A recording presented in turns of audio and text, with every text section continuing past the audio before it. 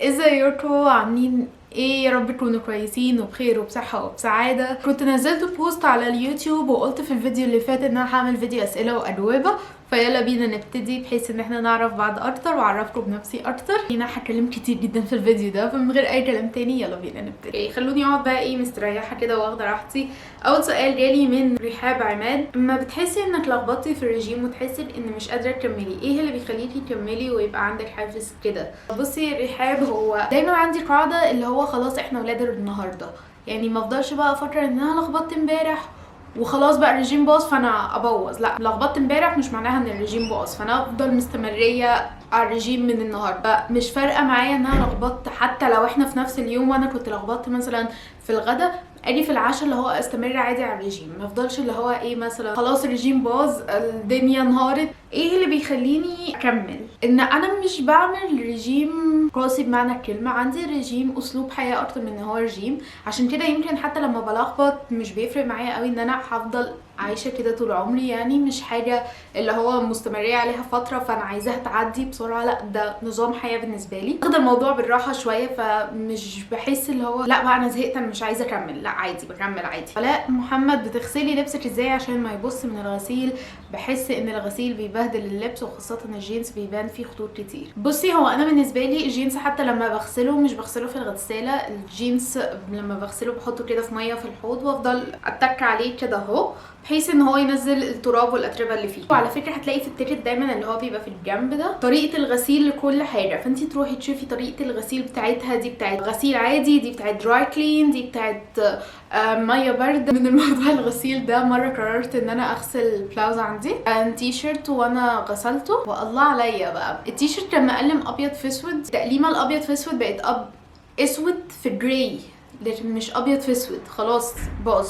مره تانية برضو حبيت اغسل شميز كان شيفون، يا ربي الشميز ده مش اتبهدل، الشميز راح في داهيه، الشميز راح باي باي من كتر البهدله اللي حصلت. فانا مش عارفه يعني، غير بقى انا غسلته كنت حطيته في الدراير بقى وهوبا وعايشه حياتي ويلا ومش هعمل رود وماليش مزاج اغسل.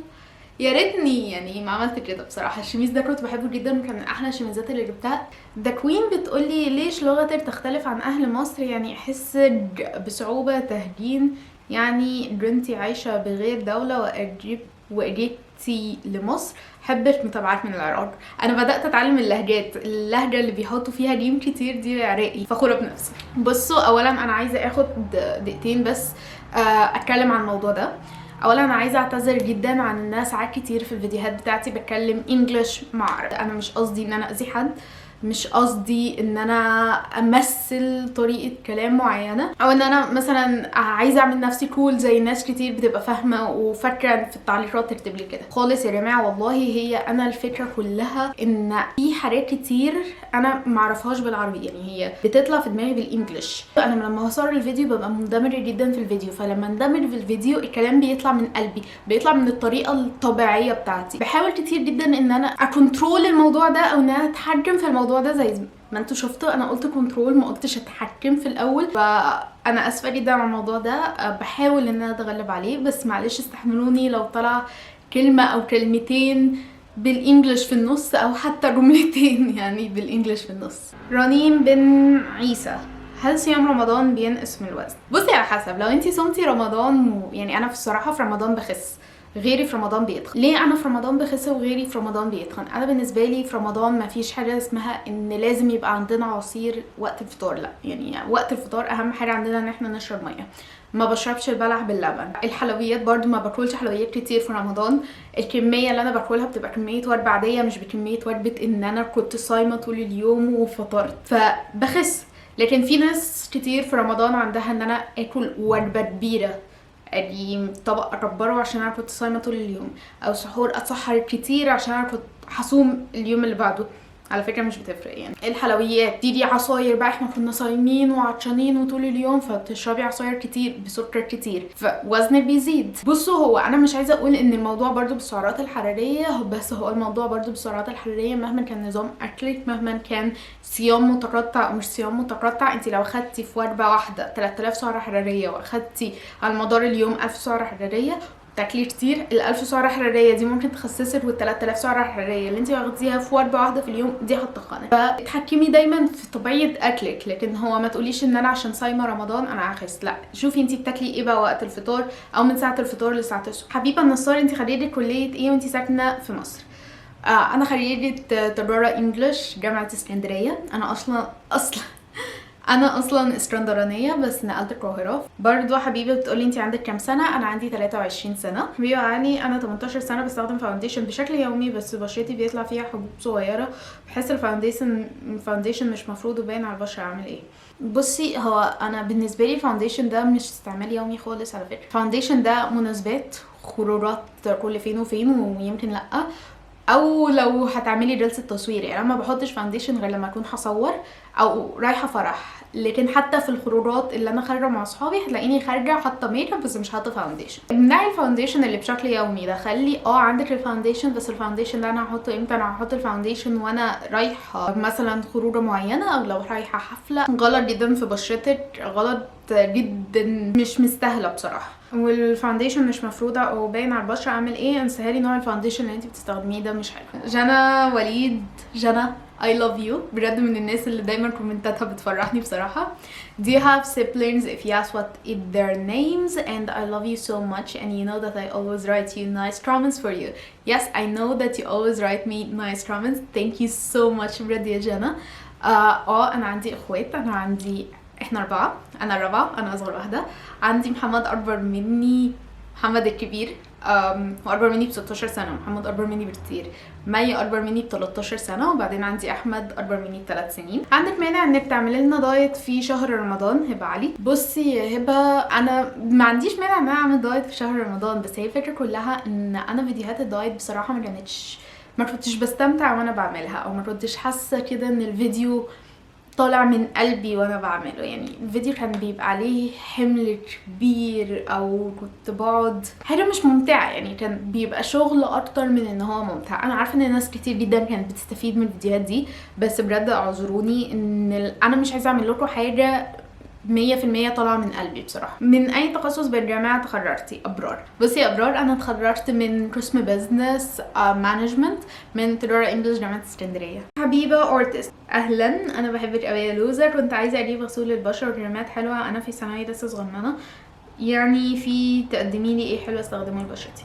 هقولك على كريم حلو جدا متوفر في كل الصيدليات وكل السوبر ماركتس.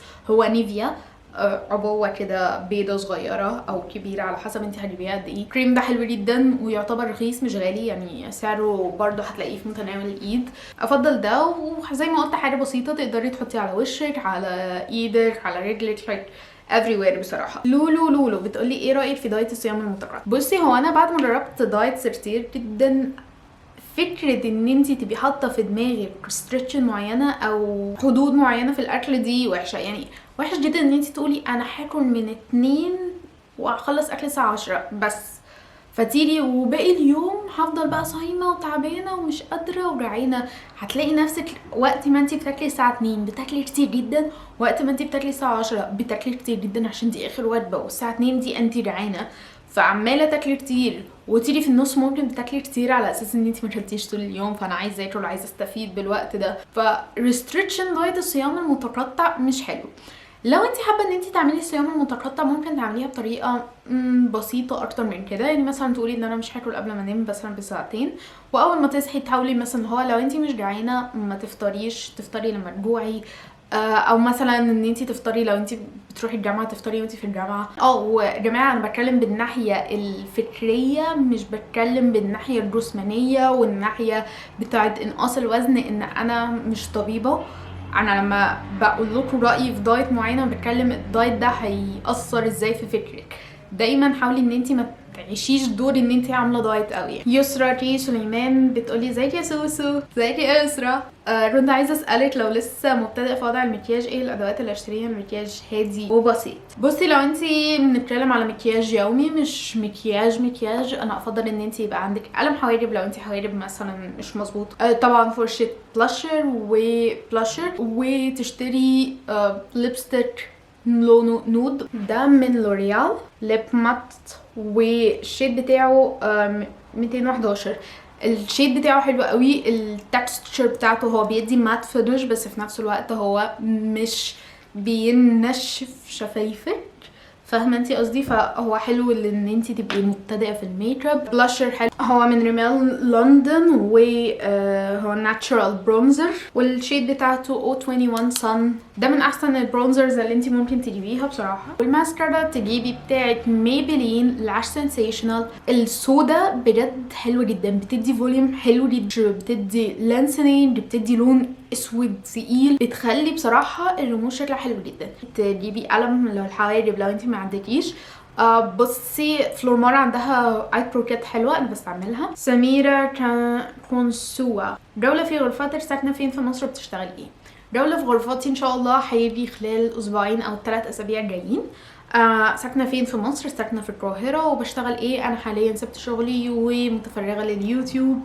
فطبعا بصراحه هيفرق معايا جدا لو انتوا بتشيروا فيديوهاتي مع حد تاني عشان القناه تكبر واكبر واكتر، فافضل متفرغه للقناه ان دي حاجه انا فعلا بعشقها وبحب ان انا اشتغل فيها عن اي شغل تاني بصراحه. What is your fave perfume? I love your channel by the way.